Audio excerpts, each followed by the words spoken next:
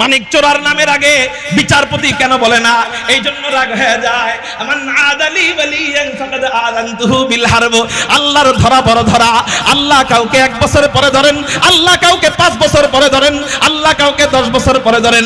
উলামায়ে কেরামকে মাইনাস করে যারা সম্মান চায়, ইঞ্জিনিয়ারও সম্মান চায়, ডাক্তারও সম্মান চায়, ব্যারিস্টারও সম্মান চায়, চেয়ারম্যানও সম্মান চায়, এমপিও সম্মান চায়, মন্ত্রীও সম্মান চায়, কিন্তু যারা আলেমদের সোহবতে থাইকা, আলেমদের সাথে থাইকা সম্মান খোঁজে, আল্লাহ পাক রব্বুল আলামিন তাদের সম্মান আবু বকর সিদ্দিকের সাথে তাদের নাম লেখায় দেয়, হযরত ওমরের সাথে তাদের নাম লেখায় দেয়। কিন্তু আলেমদেরকে জেলের মধ্যে পিটায়া পিটায়া, গরুর রশি দিয়া বাইদা বাইদা, উলামায়ে কেরামদেরকে জেলের মধ্যে রিমান্ডের মাইর দিয়া, আল্লামা মামুনুল হক সাহেবের মতো এরকম বীর মুজাহিদদেরকে জেলের মধ্যে টর্চারিং করে করে, আল্লামা আহমদ শফি রহমাতুল্লাহি আলাইহির মতো আল্লাহ ওয়ালাদের চোখের পানি নিয়া, কায়েদে বিল্লাত জুনায়েদ বাবনগরী রহমাতুল্লাহি আলাইহির মতো আল্লাহ ওয়ালাদের চোখের পানি নিয়া, বাংলার বীর সিপাহসালার মধুপুরের পীর সাহেব হুজুরের মতো আল্লাহ ওয়ালাদের চোখের পানি নিয়া যারা বাংলার জমিনে সম্মান চাইছে, আল্লাহ পাক রব্বুল আলামিন ওদের সন্তানদেরকে